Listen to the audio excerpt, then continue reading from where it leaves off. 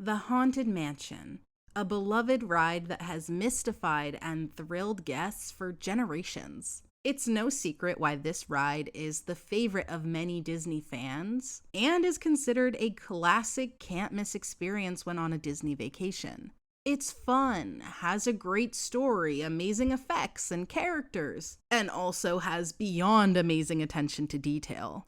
But where did the inspiration for this iconic ride come from? It's hard to fathom the germ of the idea that became the experience we know and love today, so I had to investigate. Consider me your ghost host, guiding you from the haunted hallways of history to the spirited spectacle that exists today. Our journey begins in a place you may not expect: Kansas City, Missouri. It was here that a crumbling, derelict mansion known as Saar Castle captured Walt Disney's imagination, setting the gears in motion for what would become an iconic Disneyland attraction.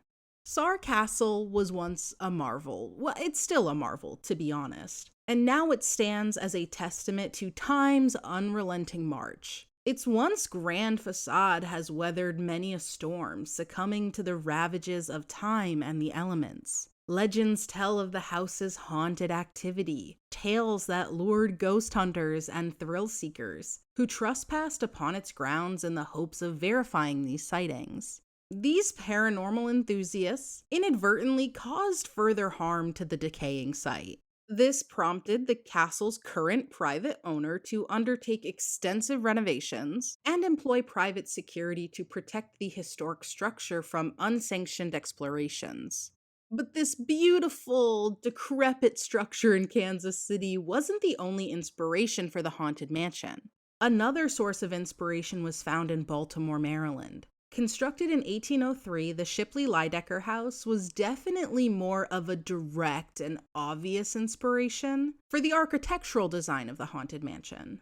This majestic, regal house with its mansard roof and elaborate wrought iron detailing mirrored the aesthetic that would later be seen in Disney's Ghostly Manor. Another significant source of inspiration came from the exterior of the Harry Packer Mansion, an impressive structure built in 1874. Its architectural grandeur captured the Victorian style that Disney sought to replicate in his own Haunted Mansion. As the design for the attraction began to take shape, Disney and his team turned their attention to the logistics of a walkthrough experience. In their quest for an efficient way to usher guests through the attraction, they found inspiration in a notoriously haunted locale, the Winchester Mystery House. And shameless plug, I have done a video on this way back. If you want to know more about this place specifically, I'll put a link or something. This architectural oddity in San Jose, California had been under perpetual construction and renovation from 1886 all the way to 1922.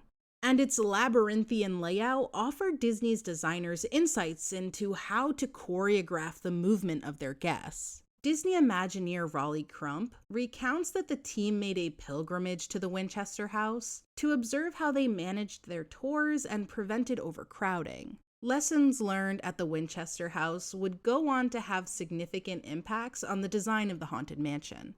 As the 1960s dawned, Disney's Imagineers set to work on turning the ambitions and inspirations drawn from their research into a tangible reality. This was no small task indeed. It was a monumental endeavor that would take almost a decade to fully realize. They meticulously crafted the mansion, each room a tribute to Gothic elegance and supernatural charm. From cobwebbed corners to flickering candlelight that cast eerie shadows on that worn wallpaper, every detail was painstakingly considered. The task was monumental to breathe life, or should we say afterlife, into the residents. Despite the grandeur of its plans, the mansion's construction was not without its problems. As I mentioned before, the mansion was meant to be a walk-through attraction, with guests exploring the spooky halls at their own pace. The Imagineers' objective was not just to build a house, they wanted to build the entire experience. And they wanted this experience to be extremely immersive, right down to how guests interact with the mansion. As the mansion continued to evolve, the original idea of a walk-through attraction had to be left behind. Instead, a people mover system was implemented to transport guests through the mansion more efficiently. This ingenious solution was the genesis of the now iconic Doom Buggies. Their development was in part due to the continual delays that the Haunted Mansion faced. With these innovative, ghostly vehicles that would glide visitors from room to room, turning and tilting to direct their gaze towards the spooky spectacles set out before them. These free-roaming, autonomous vehicles added an element of surprise and fluidity to the experience, further immersing guests into the haunting atmosphere. Another original concept for the mansion that was scrapped along with the walkthrough experience was the Museum of the Weird. This is Raleigh Crump, who for the project here is sort of acting as the interior decorator of a house of illusion. What do we call it? Museum of the Weird. Museum of the Weird. Will you tell her about some of these things, Raleigh? These are going to be collected from all over the world, supposedly, and we're going to have man-eating plants, and we're going to have a coffin clock here that we're working on right now. We have a gypsy cart that comes to life with ghosts inside of it. We have a candle man. These are just things that are collected from all over the world, just the weirdest things we could find. As the Imagineering team debated the creative direction for the Haunted Mansion, Raleigh Crump, a fresh face on the crew, envisioned something more than just a conventional haunted house. His designs leaned towards the surreal and occult, standing out from the rest of the work in progress. Walt Disney was captivated by a table displaying Raleigh's unique models and pieces. Walt was so intrigued, he approached Raleigh the next day, revealing that he had spent the entire night pondering over the, quote, weird stuff, unquote, he had seen. This led to the conceptualization of the Museum of the Weird, initially imagined as a lobby for the Haunted Mansion, but later evolving into a separate walk-through attraction located near the mansion. The Haunted Mansion's opening day was met with great anticipation. The mansion had been a point of intrigue since the park's opening day in 1955, when the mansion's facade was unveiled. But of course, the ride was still in development. That intrigue stewed for over a decade, heightening the expectations. As the gates opened on August 9th, 1969, thousands of guests rushed to experience the long-awaited attraction, and they were not disappointed. The combination of intricate set designs, groundbreaking illusions, and Disney's knack for storytelling made the Haunted Mansion an instant hit. In fact, the attraction was so popular that during its first week, Disneyland stayed open for extra hours just to accommodate the enormous demand.